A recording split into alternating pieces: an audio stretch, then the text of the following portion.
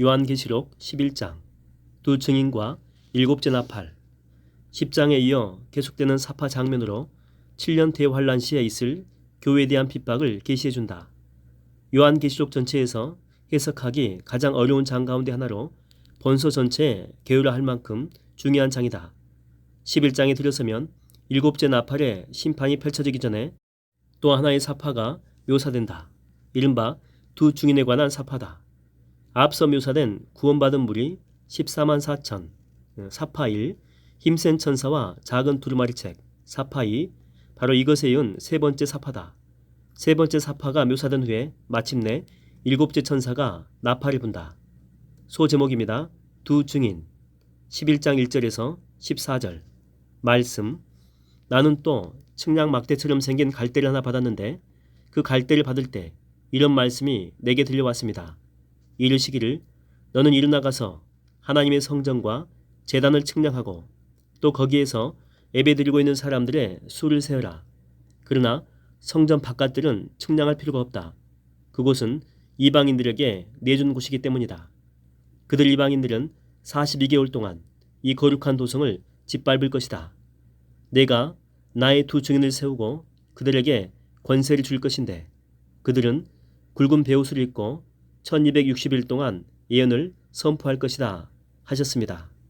내용 성전과 제단을 측량하고 거기에서 예배드리는 사람들의 수를 세는 이유는 하나님께 속한 구역에 있는 자들 곧 하나님의 택함받은 백성들을 장차 닥쳐올 환란의 날에 지키고 보호하기 위함이다.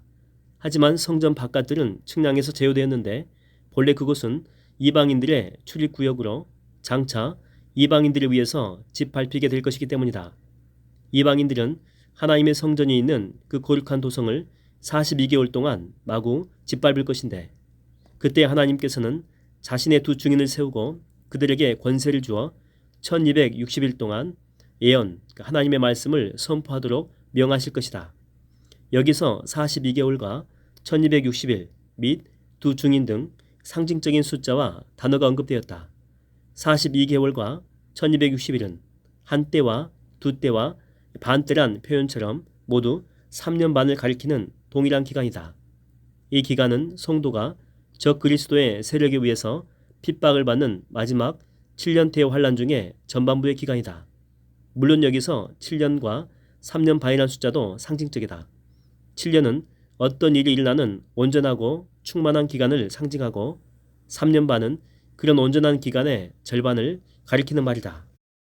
또한 두 증인은 두 감람나무 및 두 촛대에 비유되기도 했다.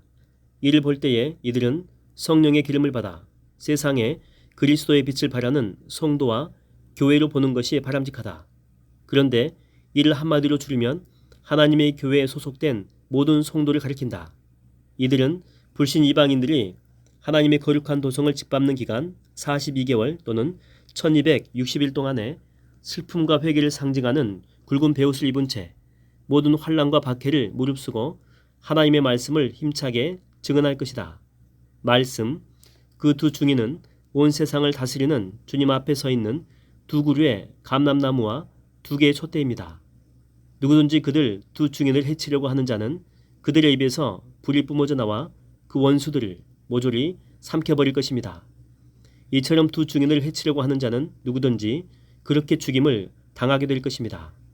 내용 감람나무는 구약시대에 성전의 금촛대에 불을 밝히기 위한 기름을 공급하는 나무로서 신약시대의 성령을 상징한다.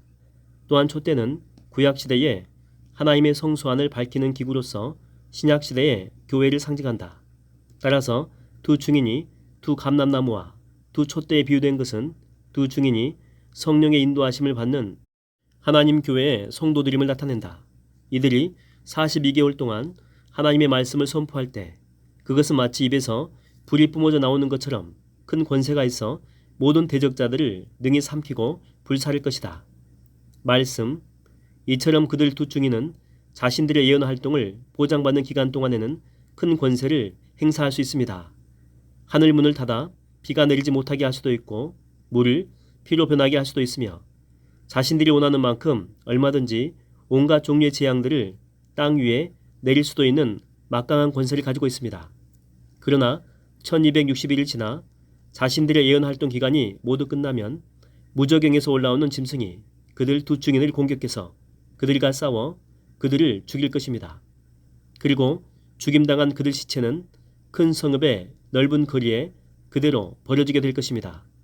이 큰 도시는 영적으로는 소돔 또는 이집트로 불리기도 하는 곳으로 두 증인을 세운 주님께서도 바로 이곳에서 십자가에 못 박혀 죽으셨습니다. 내용: 두 증인이 주님께로부터 자신들의 예언 활동을 보장받는 기간은 7년 대환란 중에 전반기에 속하는 3년 반이다. 이 기간은 후반기 3년 반에 비해서 비교적 온건한 핍박기로서 두 증인은 자신들이 주님께 받은 막강한 권세로서 대적자들을 능히 제압할 수 있었다. 그러나 보장된 예언활동 기간이 모두 종료되면, 즉 혹독하고 강력한 후반기 3년 반의 핍박기가 시작되면 두 증인은 주님의 주권적인 섭리에 따라 무저갱에서 올라온 어떤 짐승은 사탄의 강력한 하수인입니다. 바로 그것에 의해서 공격을 받아 죽임당하고 그 시체가 큰 성읍의 넓은 거리에 버려질 것이다.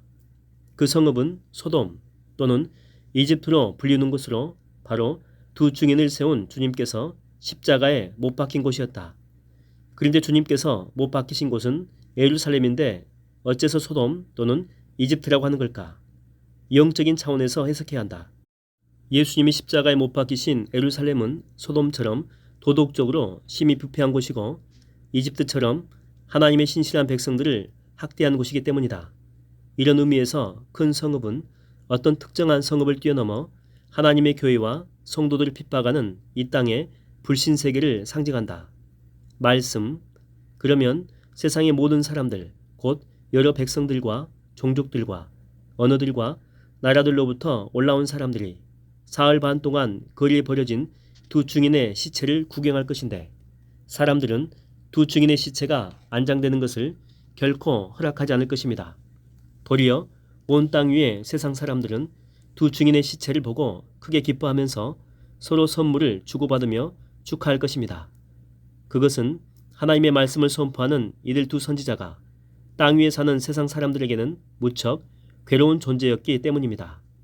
내용: 세상 종말의 7년 대환란 기간 중 전반기 3년 반 동안에 하나님의 보호를 받으면서 막강한 권세로 말씀을 선포하는 두 증인, 곧 선지자의 역할을 감당한 두 선지자로 인해서 심히 괴로워하던 불신자들은 후반기 사흘 반 동안에는, 여기서 사흘 반은 상징적인 숫자인데 3년 반이나 또 42개월 1260일과 동일한 그런 숫자 개념입니다. 사흘 반 동안에는 두 증인 곧 두 선지자를 죽여서 그 시체를 매장하지 않고 큰 성읍의 넓은 거리에 버려둔 채 그 시체를 구경하면서 크게 기뻐하고 서로 선물을 주고받으며 축하할 것이다. 따라서 두 증인 곧 두 선지자의 시체가 무덤에 장사되지 못한 사흘 반, 그러니까 여기서 사흘 반은 7년 대환란 중에 후반부의 3년 반을 가리킵니다. 바로 이 기간은 하나님의 교회와 백성들에게 있어서 혹독하게 치러야 될 큰 수치와 모욕 및 박해의 기간이다.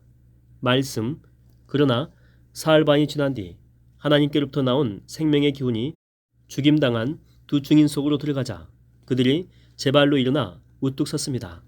그러자 그 광경을 본 세상 사람들은 큰 두려움에 사로잡혔습니다.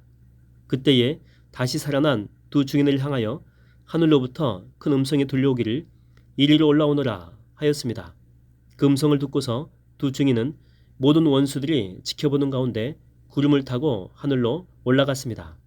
내용: 두 증인 곧 두 선지자의 부활과 승천에 관한 묘사다. 이는 비록 두 증인이 무저갱에서 올라온 짐승, 저 그리스도죠. 저 그리스도의 세력에 의해서 죽임을 당하고 사흘 반 동안, 사흘 반은 일정 기간 동안 또는 7년 대환란 중에 후반기에 3년 반 이렇게 이야기할 수 있습니다. 이렇게 사흘 반 동안 모욕과 수치를 받았을지라도 궁극적으로는 원수에 대해서 최종 승리하고 구원을 얻어 천국에서 영생을 누릴 것임을 의미한다. 말씀: 바로 그 시각 큰 지진이 일어나 그 성읍의 10분의 1이 파괴되는 과정에서 무려 7,000명의 사람들이 죽었습니다. 그러자 살아남은 사람들은 큰 두려움에 휩싸여 하늘에 계신 하나님께 영광을 돌렸습니다. 이렇게 해서 두 번째 재앙이 지나갔습니다. 그러나 곧이어 세 번째 재앙이 들이닥칠 것입니다. 내용: 두 증인, 곧 두 선지자가 부활하여 승천하는 순간에 땅에서는 큰 지진이 일어나 성읍의 10분의 1이 파괴되었고, 그런 과정에서 7,000명의 사람들이 죽었다. 여기 10분의 1은 전체 중에서 일부 작은 부분을 가리키고, 7,000명은 신성한 수 7의 완전수 10의 세제곱으로 하나님의 사역으로 인해서 죽을 만큼 죽은 충분한 수를 가리킨다. 하지만 이런 심판 과정에서 살아남은 일부 사람들은 큰 두려움에 휩싸여 하나님께 영광을 돌릴 것인데, 이는 십자가 위의 한 강도처럼 세상 종말에 불신자들 가운데 일부가 회개함으로써 늦게나마 구원에 동참할 수 있게 되는 것을 보여준다. 소제목입니다. 일곱 나팔의 심판 중 일곱째 나팔재앙. 11장 15절에서 19절. 말씀: 마침내 마지막 일곱째 천사가 나팔을 불자 하늘에서 큰 음성이 들려왔습니다. 이르시기를, 온 세상의 모든 나라가 이제 우리 주님과 그리스도의 것이 되었으니 주님께서 영원 무궁토로 다스리실 것이다. 그러자 하나님 앞에 자기 자리에 앉아있던 24 장로가 다 함께 엎드려 하나님께 경배하며 말했습니다. 내용: 일곱째 천사가 나팔을 부렸을 때 하늘로부터 천군 천사의 우렁찬 찬양이 있었다. 찬양의 내용은 온 세상 모든 나라의 주권자이신 하나님과 그리스도께서 이제 영원히 통치하실 것이라는 것이다. 지금까지 공중 권세 잡은 자, 곧 사탄이 세상에서 왕 노릇하던 것과는 달리 머자나 하나님과 그리스도께서 온 세상을 친히 통치하실 것이라는 말이다. 이 같은 천군 천사의 찬양에 하나님의 보좌 주위에 자리 잡고 앉아있던 24 장로, 24 장로는 구원받은 성도들의 대표라고 볼 수 있죠. 24 장로가 하나님께 경배하며 역시 찬양으로 화답한다. 그들의 찬양은 이러했다. 말씀: 지금도 계시고 전에도 계시던 전능하신 주 하나님, 우리가 주님께 감사드리는 것은 주님께서는 크신 권능으로 세상 나라들을 통치하시기 때문입니다.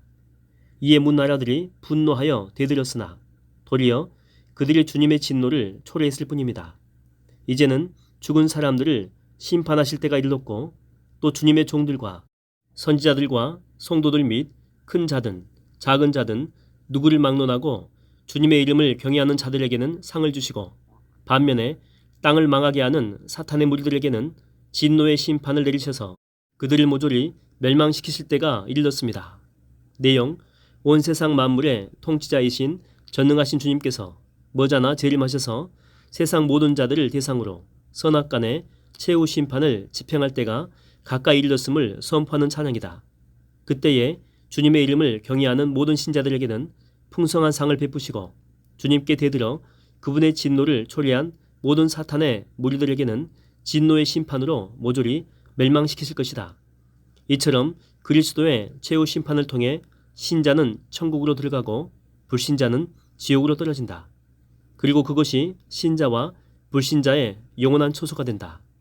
말씀: 그러자 하늘에 있는 하나님의 성전이 열리고 그 성전 안에 있는 하나님의 언약궤가 보였습니다.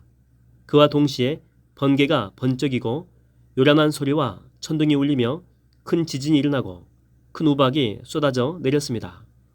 내용: 모든 성도들을 대표하는 24 장로의 찬양이 끝나자 그 찬양에 응답하듯 번쩍이는 번개, 요란하고 우렁찬 천둥, 그리고 큰 우박과 함께 하늘나라에 하나님 성전이 열리고 그 성전 안에 있는 하나님의 언약궤가 보였다.